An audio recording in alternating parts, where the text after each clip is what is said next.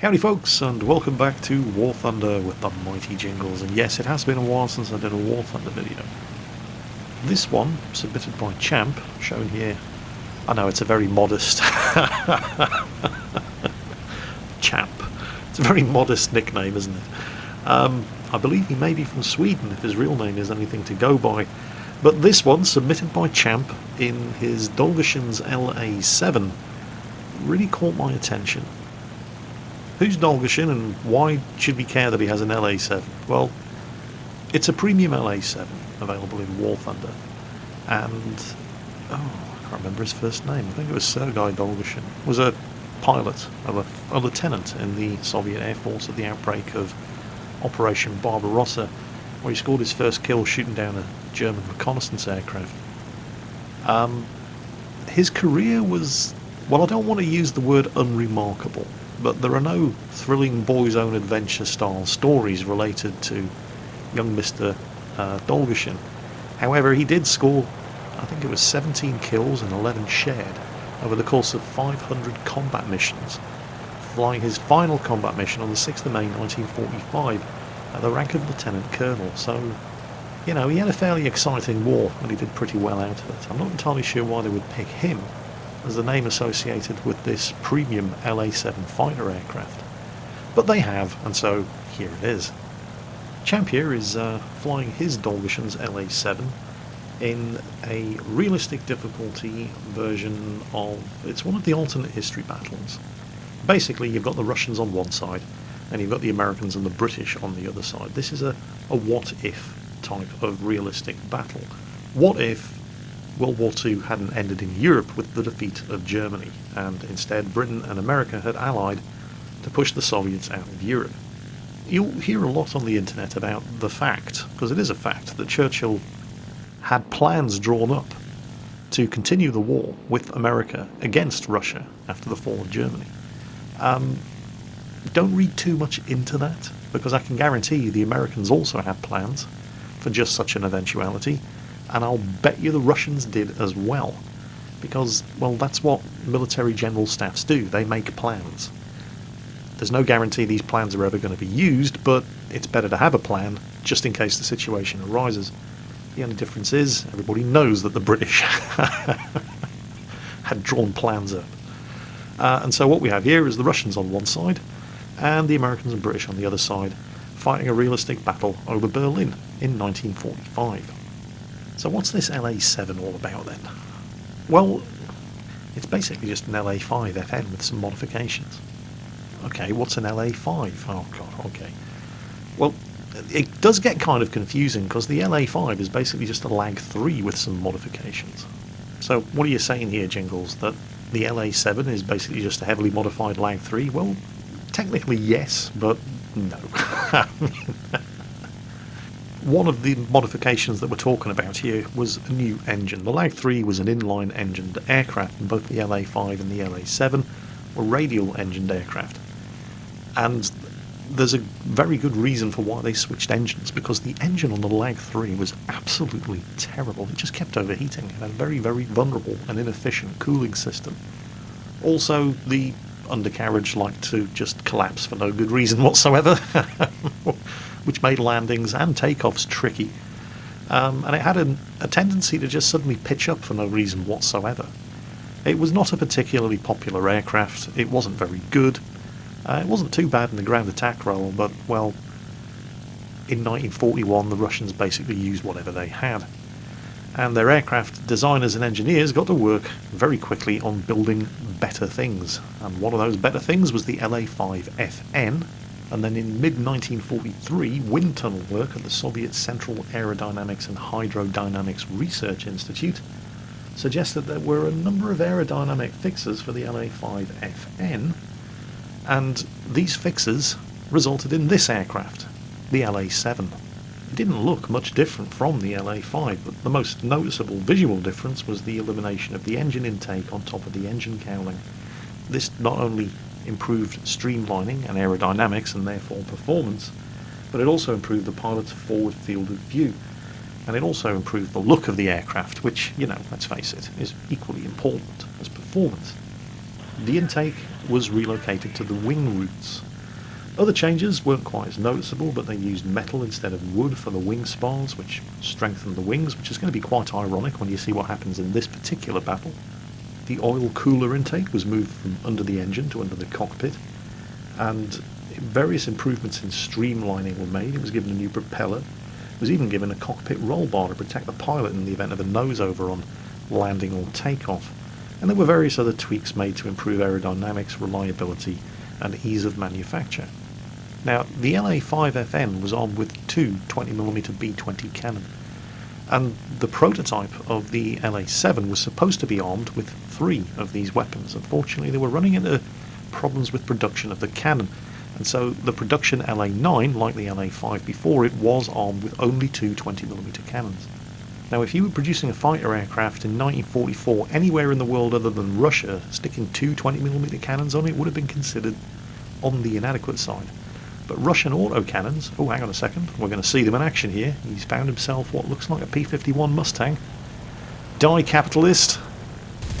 As you can see, they did have a very, very good rate of fire. And that did make up for the fact that it was only 2 cannons. And there's his first kill. I have no idea how he spotted that Mustang. I mean, this is why I just don't play War Thunder Realistic Battles anymore. I have no idea what's going on around me. I just find it impossible. Oh crap! Didn't even see that one coming either. Another P-51, I think. I would just be dead by now. Oh, and he's managed to avoid. I think he may have scored a hit there. I'm not entirely sure. Where is he? There he is. And he's managed to loop in and force him to overshoot and get underneath his arc of fire.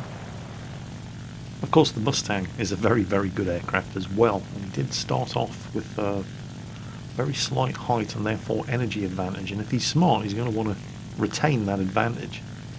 But Champ has managed to gain some altitude here as well, and I have no idea where that Mustang is. I haven't got a clue. While recording this video, I'm sitting there going, there he is! Oh no, it's just a piece of dirt on my monitor. It's when I start watching War Thunder replays that I realise how badly I need to clean my monitor. Somebody's just gotten shot down over there. And there's a dot moving across the screen to the right. Is that who he's going for? No.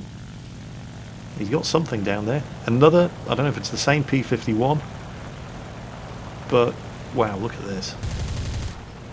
Shots out, and he has not quite got him. Oh, he has now. Yep. Oh. Okay, that's going to be a bit of a problem. He appears to have lost his wings.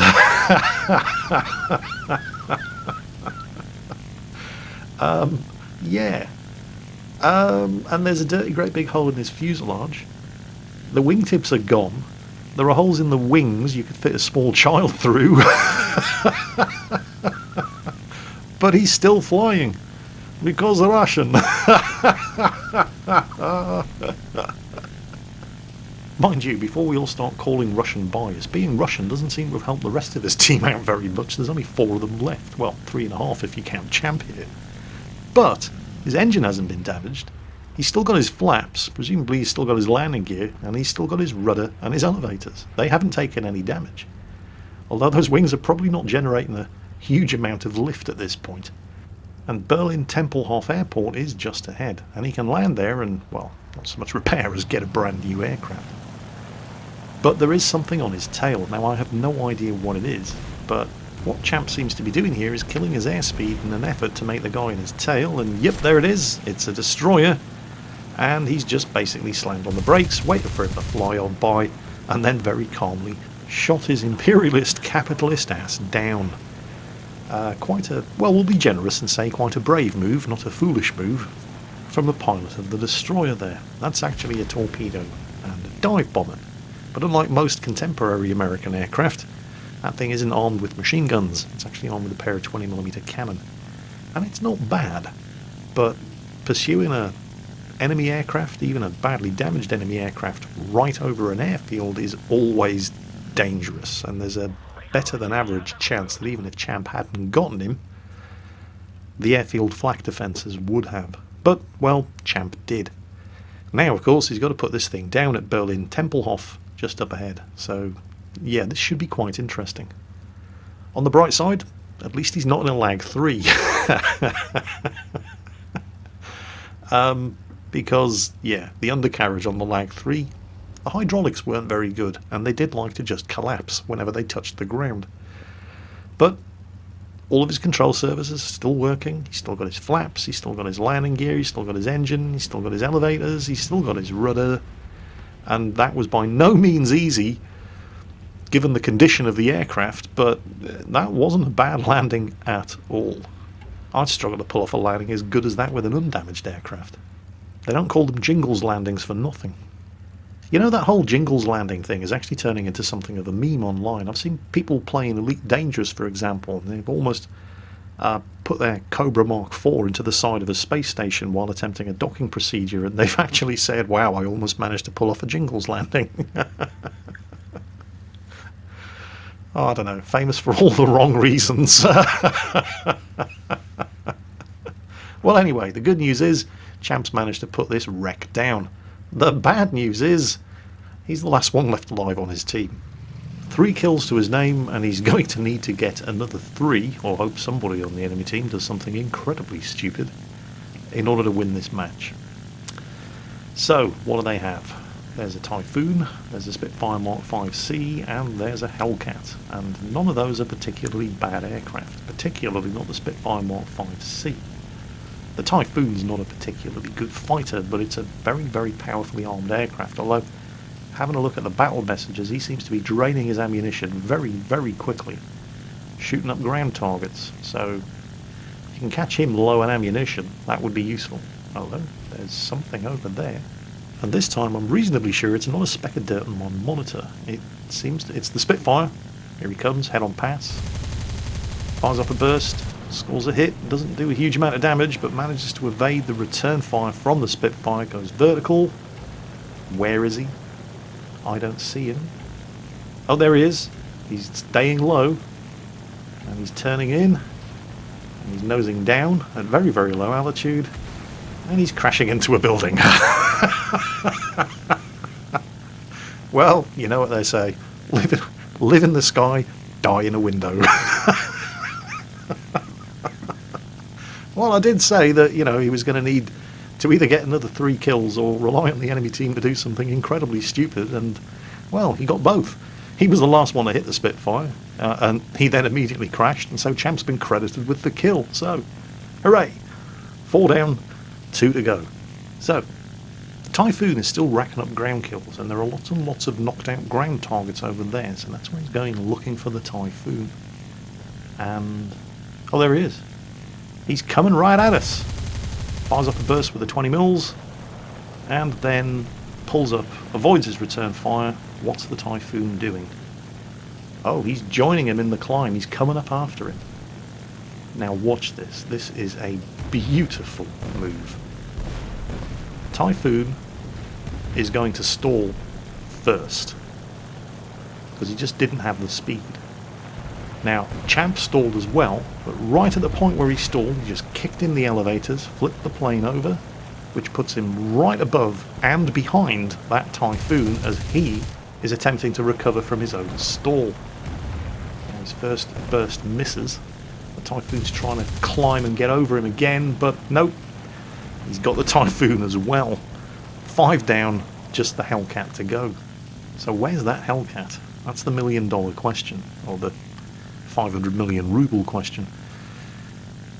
Battle chat has been very, very quiet. I haven't seen any messages regarding what that Hellcat's been up to, and it could be absolutely anywhere. If that Hellcat has any sense, well, if I was that Hellcat right now and I'd been paying attention to battle chat and I realised that I was suddenly left alone against somebody who's just shot down 5 of my teammates single-handed, I would probably not be feeling very confident at this point, and I would be loitering around the airspace in the immediate vicinity of my own airbase, so that if this killing machine comes after me, I've got my own airfields and the aircraft guns to help me put him down. That's what I would be doing, because I'm just not very good. And I'm also a massive coward. And it seems like the logical thing to do under the circumstances, but, well, just because it's the logical thing to do under the circumstances doesn't mean that that's what people are doing, because, well, the majority of people playing online games on the internet are too stupid to be allowed onto the internet without adult supervision. And if you don't believe me, just go and play World of Warships in a destroyer. Pick a battleship on your team that's getting the shit kicked out of him, and then go and lay a smokescreen for him. 9 times out of 10, they'll sail straight out of it. Because people are stupid. So, there is one tool at Champ's disposal to help him pinpoint the location of that Hellcat. He can activate a blind hunt mission if he has one, and oh look, he has one. There's only one aircraft on the enemy team, so he has to be the target of the blind hunt mission. And if you have a look at the map, there's a tiny little marker just started flashing on and off right over the top of the enemy airfield.